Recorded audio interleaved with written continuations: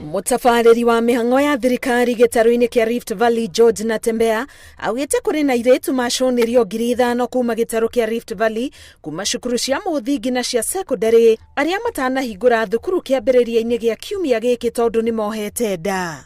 Riu Natembea ni arutĩire arutani anene mukana gicigo-ini giki na kuga kiumia giukite maheane muigana wa arutwo aria mari cukuru mbere ya cukuru ihingitwo ni thirikari na ihinda-ini riri. Akiuga kuoha nda kana kuheo mwana ti undu wagiriirwo guthinikania githomo kia murutwo.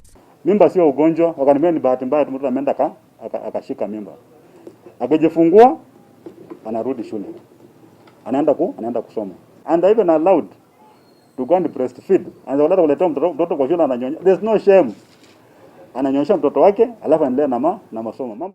Oho ni akomithitie mutugo wa kuhikithia airetu anini kia hinya makiria ni undu wa aciari kubatara mbeca kana indo. Msichana miaka 12 amepachikwa mimba, mnaanza kumtafutia kamzee. Kako na miaka 90 kabisa kana kuwa bwana. Hii kamzee tunaona mguu mmoja yuko kwa kaburi, alafu baadaye wanafanya kangaroo court.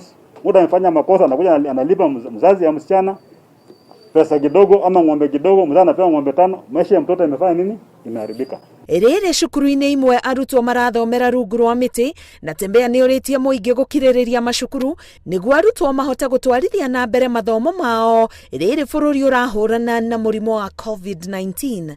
Ngiribotera Inooro TV, getwo Karo Kinyugo Mwaura.